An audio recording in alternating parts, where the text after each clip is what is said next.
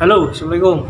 Selamat sore. Pada pagi hari ini, saya host Kepala Bidang Desa akan membahas mengenai perbedaan copywriting dan convert selling yang lebih baik. Apa yang kita harus gunakan? Yang mana yang lebih baik?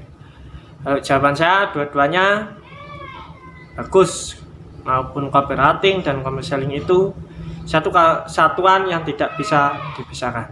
Nah, pada sore hari ini saya akan membahas mengenai apa perbedaan copywriting dengan convert selling, lebih baik menggunakan yang mana.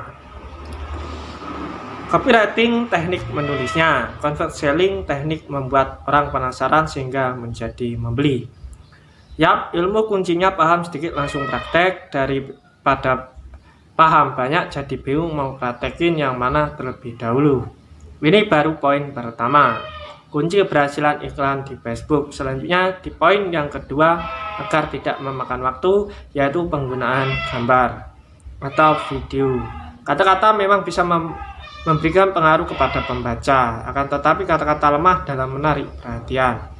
Tapi gambar memiliki kekuatan 80% menarik perhatian orang lain. Kesalahan orang advertiser menggunakan gambar atau video pada iklan, mereka menyebabkan tidak tercapainya tujuan beriklan. Artinya Anda boleh salah menggunakan kata-kata, tapi jangan salah menggunakan gambar. Maksudnya bagaimana? Kadang saya suka iseng menggunakan gambar yang berbeda dengan copywriting yang saya gunakan, hasilnya jelas berbeda. Contoh, ingin jualan keagenan jilbab, kira-kira gambar yang ditonjolkan apa ya? Ada yang tahu?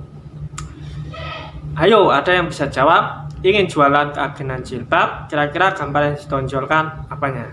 Saya sudah tebak, pasti banyak yang ingin jawab jilbab. Sayangnya yang jawab jilbabnya kurang tepat. Hehehe. Gini. Saya ulang lagi ya. Ingin jualan keagenan jilbab, kira-kira gambar yang ditonjolkan apanya?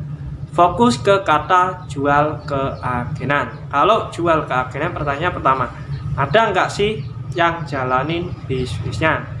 Itu aja dulu yang harus ditonjolin.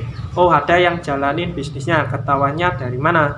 Dijawab caption iklannya ada gambar beberapa agen yang lagi jual stand jilbab. Itu powerfulnya bukan main.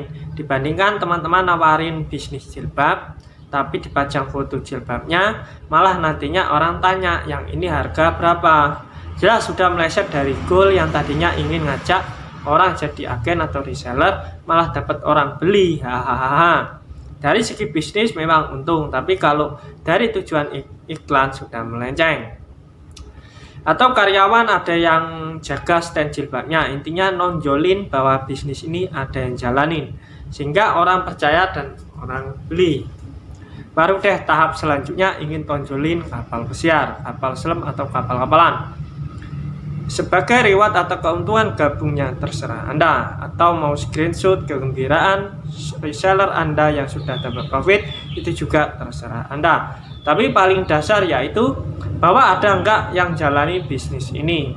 Ini baru satu. Gimana kalau produk pelangsing, gimana kalau produk untuk bayi, gimana kalau produk jasa. Kalau jual jilbabnya sasaran B2C kayak vanilla gitu, baiknya gambar yang kayak gimana? Ya kan mereka nggak rekrut reseller, fokus vanilla berarti ke penjualannya. Lihat gambar-gambar seperti apa yang vanilla gunakan, tentu mereka menonjolkan sisi modis dan feminimnya. Kalau teman-teman lihat foto-foto yang mereka gunakan seakan memberikan pesan, ingin tampil cantik, gak harus ribet dan gak seperti orang kaya. Pakai vanilla hijab, walaupun sebenarnya mereka tidak berkata demikian. Kalau jualannya bisnis bisa ditonjolkan, selain ada nggak sih yang jalannya? Bisa juga apa sih yang akan Anda dapatkan jika bergabung bersama kami? Kalau target produknya berarti anak-anak seperti apa sih yang pas menggunakan tas ini? Kenapa harus segmentasi anak muslim? Tentu ada alasannya, ya udah itu yang dijadikan kekuatan iklan Anda. Lanjut lagi ke bagian terpenting dari keberhasilan iklan, yaitu interest.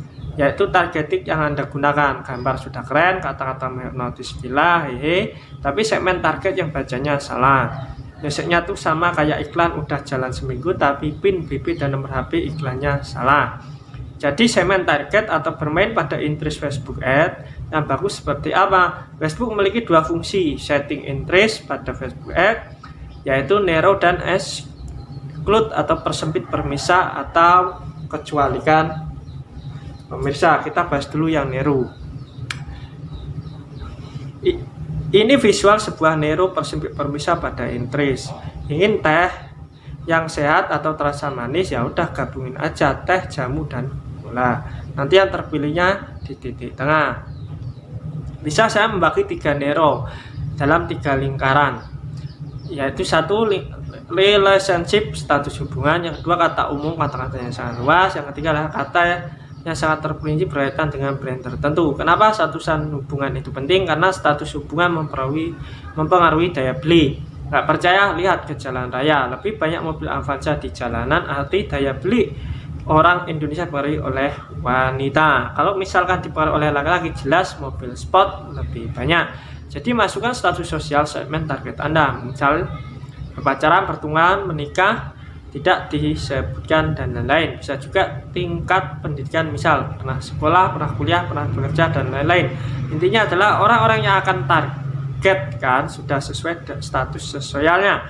Ketika lingkaran segmen narrow di relationship dan tingkat pendidikan, kemungkinan besar dapat potensial reach yang besar dipengaruhi demografi. Selanjutnya narrow kedua yaitu tentang kata umum. Anda harus benar-benar hati-hati di narrow kedua, karena sampai salah di sini bisa salah total melahirkan iklan Anda.